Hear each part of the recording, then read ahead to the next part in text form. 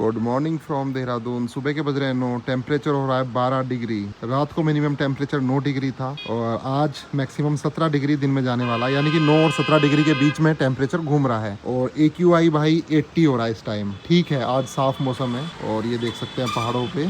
और ये मसूरी का व्यू दिखा देता हूँ। ज़्यादा मसूरी दिखती नहीं है, थोड़ी सी दिखती है, पर वही देख लीजिए। हल्की सी धुंध सी छाई हुई है वैसे उस तरफ। चलो दिन की शुरुआत करते हैं। मम्मी ने कल कुछ गमले यहाँ से ठीक कर दिए थे।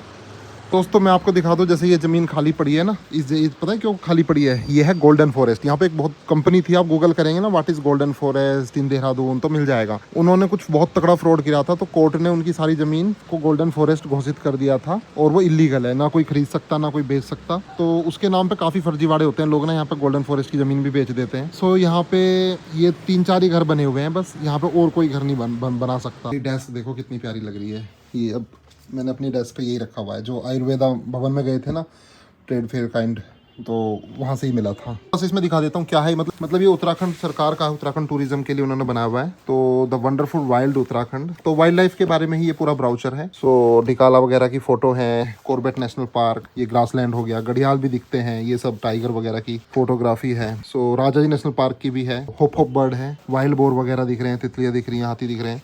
और बाकी नंदा देवी नेशनल पार्क में ये इस तरह की ये घोड़ल दिखती हैं, चिड़ियाएं, लेपर्ड। ब्रिज इनसाइड पार्क, अच्छा जी, नंदा देवी में अंदर ब्रिज भी बनाया हुआ है। So the valley of flower बहुत बढ़िया है। इसमें मैं नहीं गया हूँ। ये सिर्फ 1 अगस्त से 15 अगस्त के बीच में ही जाना चाहिए यहाँ पे, और उसी टाइम भाई पीक पे होता है मॉनसून, बहुत खतरनाक बारिश हो रही होती है। और ये देखो केदारनाथ मस्क डियर सेंचुरी। जब आप वहाँ जाते हैं ना तुंगनाथ टेम्पल, तो भी ये पड़ता है केदारनाथ सेंचुरी से जाते हैं तो मस्क डियर वगैरह दिखते हैं, भालू दिखते हैं, पीजेंट आ गया, हिमालयन शहरों। और गंगोत्री नेशनल पार्क में भालू, ये देखो ब्राउन बियर, और ये यहाँ का हिमालयन मोनाल स्टेट बर्ड है। ये सब यहाँ तक तो मैं गया हूँ, इस गेट तक। सो आगे है Govind wildlife sanctuary national park. So ये बर्ड देखो, ग्रीन पिजन, फिशिंग कैट अलग होती है यहाँ पे, देखो मछली पकड़ रखी है। Himalayan musk deer, red billed blue magpie, ये मैगपाई बर्ड है, और sambar deer. Askot wildlife sanctuary, यहाँ पे देखो हिमालयन लेपर्ड कैट है। ये कोई सोचेगा तेंदुआ है, हिमालयन लेपर्ड कैट है, ये बच्चे के साथ बैठी हुई है। Binog wild life sanctuary Mussoorie के बराबर में ही है। ये क्वेल के लिए फेमस है और फ्लाइंग स्क्वेरल के लिए। पता नहीं कौन किस्मत वाला होता होगा जो इसको फ्लाइंग स्क्वेरल दिखती होगी। बिनसर वाइल्ड लाइफ सेंचुरी, यहाँ तो मैं गया हूँ, यहाँ पे भी बार्किंग डियर है। ये देखो इसके नाक में भी कुछ होता है। ये है स्लेटी बैग्ड फोर्क टेल। आसन कंजर्वेशन रिजर्व, यहाँ भी मैं गया हूँ। सर्दियों में बहुत सारे विदेशी पक्षी आते हैं यहाँ पे। ये थोड़ा सा मैप दिखाया गया है। ये कुछ गमले और आए हैं। Hello Lakshmi, good morning. धूप आ गई है भाई किचन में और बहुत अच्छा माहौल हो गया। कल पता है ये मैंने ये मंगाई थी ना दालचीनी, ये भूल गई दूध में डालना उसको, तो आज यूज़ करेंगे इसको। और अब डालना थोड़ी सी, मतलब गंदा ना हो जाए दूध। ब्रेकफास्ट में क्या है? चिल्ले, ब्रेड चिल्ले। देखो हमारे घर की सुरक्षा करता हुआ खूंखार डॉग माइलो काफ़ी लोगों को शिकार बना चुका है इसके पहने पहने दांत से। सो यहीं घूमता रहता है भाई। इतना खूंखार है, इतना खूंखार है कि हम भी इससे बच के रहते हैं। और बचपन से खिलाया इसको, लेकिन हम भी बच के रहते हैं इससे। आपने कभी नहीं देखा होगा मैं इसको टच कर रहा हूँ या फिर इसको हाथ लगा रहा हूँ, इसके पास जा रहा हूँ। उसका यही रीज़न है क्योंकि इसका कोई भरोसा नहीं है। ये ब्रीड ही ऐसी है भाई। ये देखो माइलो, ये देखो आपको हेलो करवा दिया इससे। ये दोस्तों जोत जला देता हूँ क्योंकि घर में मैं ही ना आया हूँ अभी तक।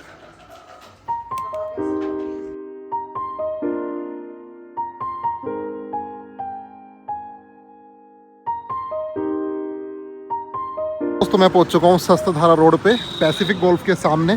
और ये जो नया टावर बना है ना, इसकी सेल चालू हो चुकी है। लगभग 9,000 रुपये स्क्वायर फीट इसका प्राइस है, मतलब कि 3 BHK 2 करोड़ के करीब का बैठेगा। जो इसके पीछे की तरफ ऊंचे ऊपर के फ्लैट है ना, उससे बहुत प्यारा व्यू आता है। सो भाई किसी को लेना है तो कॉन्टैक्ट कर लो स्वाति जी से, डिस्क्रिप्शन में उनका नंबर है, आ जाओ ले लो, अच्छी लोकेशन है। मैं और ईशान भाई आए थे आज यहाँ पे दुकान देखने, ये दुकान परचेज़ करनी है ऑफिस के लिए। तो लेकिन ये जो सामने जो कॉम्प्लेक्स बनाया ना, इसमें एक भी सेल के लिए नहीं है, सब रेंट पे दे रहे हैं। और भाई 140 रुपये स्क्वायर फीट का रेंट है, यानी कि मतलब 1.25 लाख में छोटी सी दुकान मिल रही है। 1.25 लाख में मतलब छोटी भी बड़ी है, और जो बड़ी है वो तो बहुत बड़ी है। सो मतलब ये बंदा बेच ही नहीं रहा, सारी रेंट पे देगा, तो पूरी उम्र बैठ के भाई ये रेंट खाएंगे, मस्त है। सो दोस्तों मैं आ गया था साइट नंबर 1 पे, और देखो सामने यहाँ पे जो सोनीपत से भैया जी रहते थे वो तो ऋषिकेश शिफ्ट हो गए हैं गंगा स्थल में। अब वो मस्त अपनी लाइफ जी रहे हैं, बहुत खुश है ऋषिकेश जाके। उनको देहरादून से मन उब चुका है। मैं भी बहुत खुश हूँ कि वो ऋषिकेश चले गए हैं और बेस्ट लोकेशन पे गए हैं, बेस्ट पे। वो कह रहे यहाँ तो मजा ही मजा आ गया, कह रहे लाइफ यहीं बिताएंगे। मैंने कहा बिल्कुल। और ये देखो दोस्तों, ये जो उनका फ्लैट था ना, जैसे उन्होंने खाली किया तुरंत कोई ना कोई आ गया। एकदम से आ गया भाई। इसमें खाली नहीं रहते फ्लैट, ए ब्लॉक में बिल्कुल भी खाली नहीं रहते। इवन इसका जो जी ब्लॉक है स्टूडियो, वहाँ भी कोई फ्लैट खाली नहीं है, ना रेंट पे, और सेल के लिए भी बहुत कम अवेलेबल है। मतलब इतनी ज्यादा डिमांड है, इतनी ज्यादा डिमांड है। सो दोस्तों रात के बज रहे हैं 8 और मैं पहुंच चुका था वापस साइट नंबर 1 पे, ईशान अपार्टमेंट्स पे।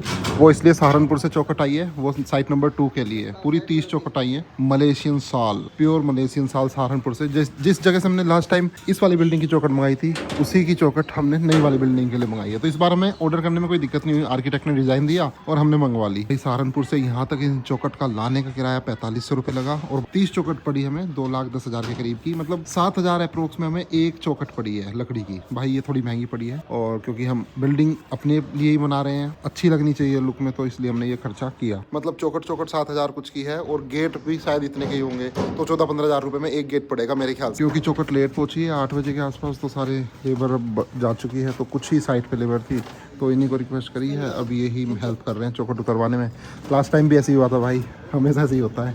तो इन चीज़ों का, इन छोटी छोटी चीज़ों का बहुत ध्यान रखना पड़ता है। The next day.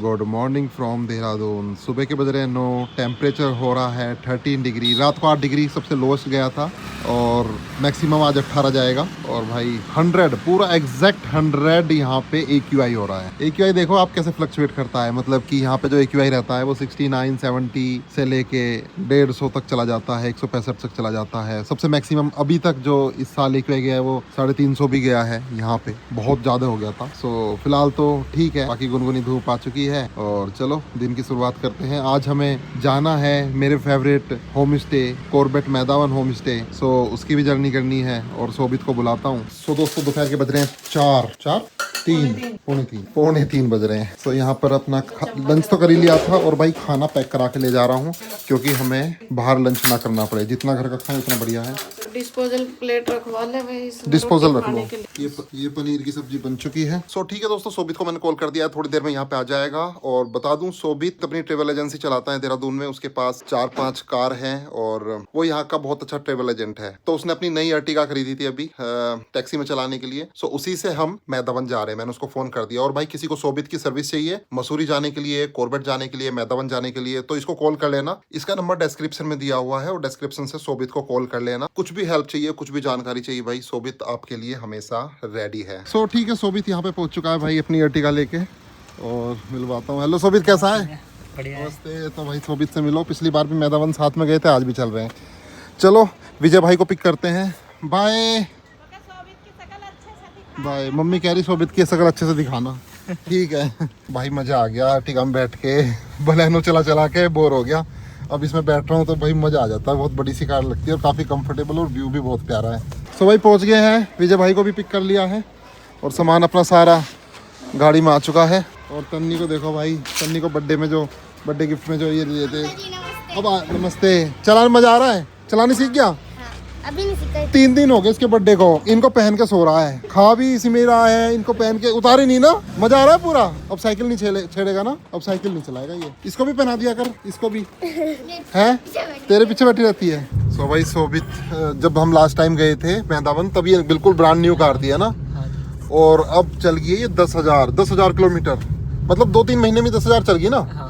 भाई गजब। तो इसकी तो बुकिंग रहती ही होगी, है ना? हाँ, इसकी तो रहती है।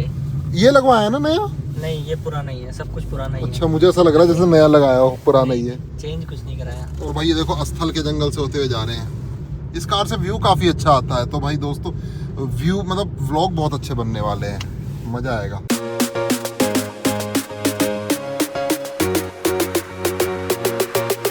तो भाई अभी जैसे कि हम देहरादून से चले हैं 3:30-4 बजे, और मैदावन काफी दूर है यहाँ से। तो मुझे लग रहा है 10-11 बज जाएंगे मैदावन पहुंचने में। और वो जो है वो भाई सबसे बेस्ट होम स्टे है, बहुत वाइल्डनेस स्टे है और आसपास काफ़ी मूवमेंट रहती है वाइल्ड लाइफ की। जिम कॉर्बेट नेशनल पार्क के एज पे है। तो देवेंद्र भारती जी उसके ओनर हैं, उसको किसी को कांटेक्ट करना है तो डिस्क्रिप्शन से कांटेक्ट कर लेना। और शोभित का तो मैंने बता ही दिया, इसका भी डिस्क्रिप्शन में नंबर है, इसको कांटेक्ट कर लेना।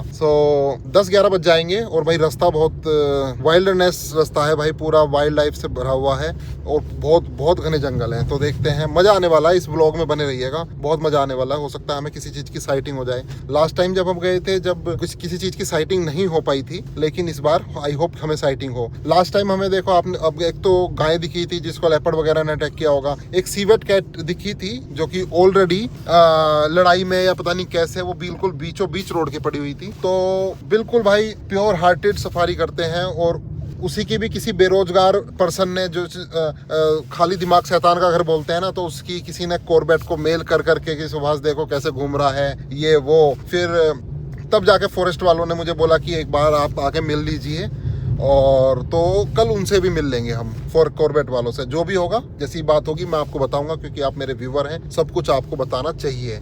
और भाई हम जानबूझ के और भी ज़्यादा सफारी करेंगे, जैसा मैंने बोला था। जैसा ये बंदा है जिसने मेल करी है देहरादून से, खाली दिमाग शैतान के घर ने, बेरोजगार लोग होते हैं जिन्हें खुद काम नहीं होता, कि हो सकता है इसके पास इतने केसेस ना आ रहे हों, और तो इसने मेल कर दी। तो भाई मेल कर दी तो भाई अब फिर मैंने डिसाइड किया है, तो इसका रिप्लाई ये है कि मैं और भी ज़्यादा घूमूंगा, और भी ज़्यादा सफारीज करूँगा, और भी ज़्यादा आपको वाइल्डनेस एरिया घुमाऊँगा।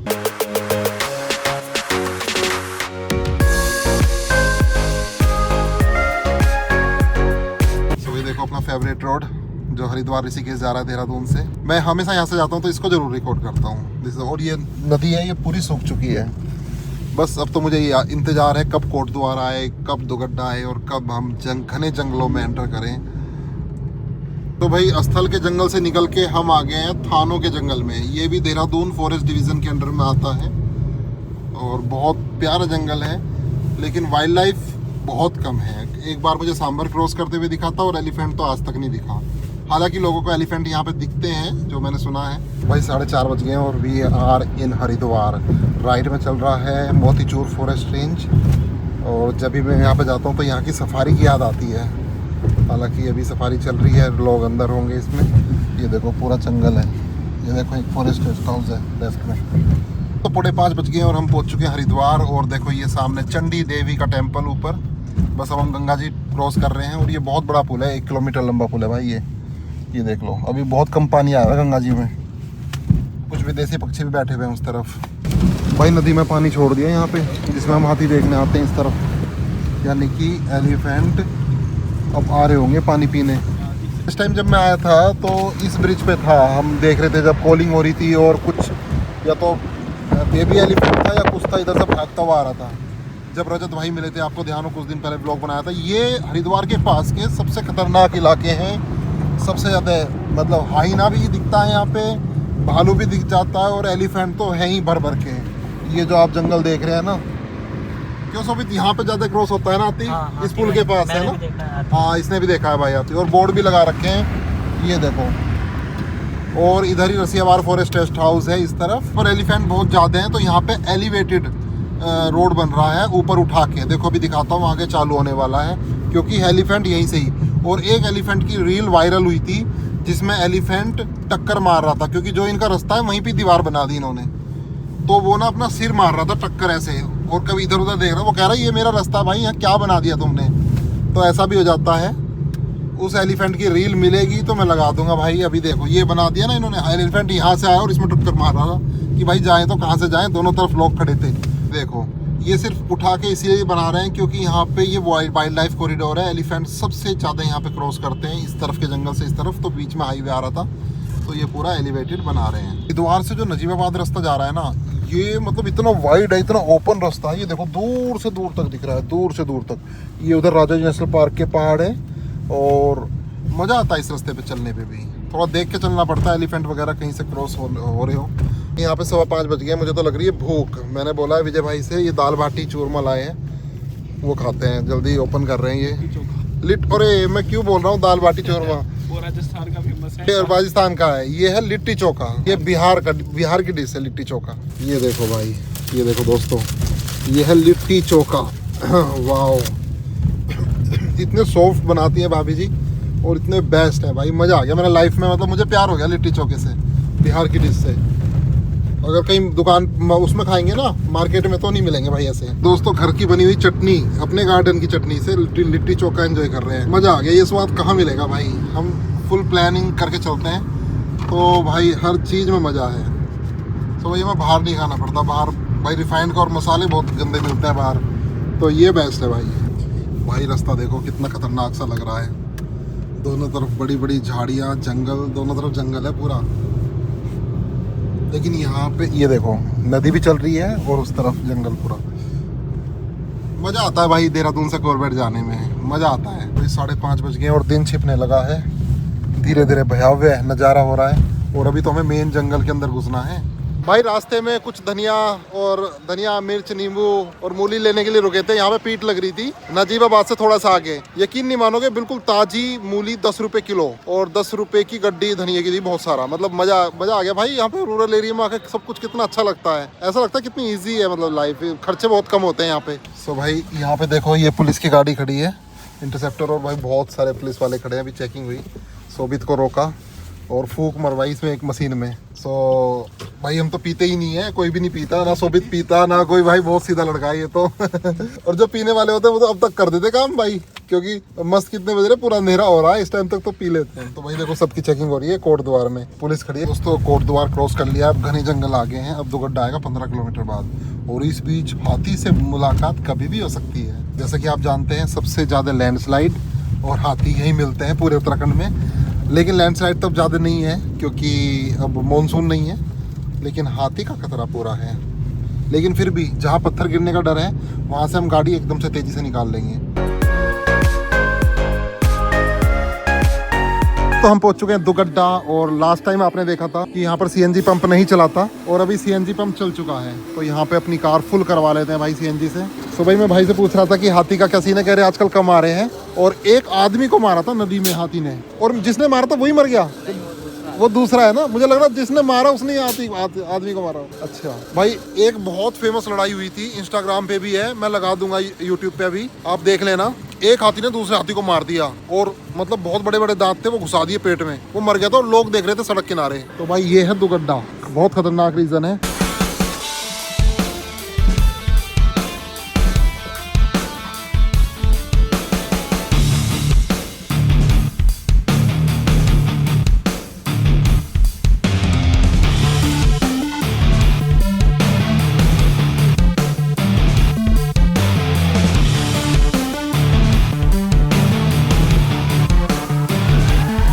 ठीक है दोस्तों, अब मैं ड्राइव करता हूँ कार को। आगे बहुत खतरनाक रास्ता है, बहुत घना जंगल है, अगले 70 किलोमीटर की जर्नी बहुत खतरनाक होने वाली है। सो अब मैं कार में चला रहा हूँ, क्योंकि एलिफेंट वगैरह मिल जाए या कुछ भी साइटिंग वगैरह हो तो कम से कम हम रोक के बच तो जाएंगे उससे।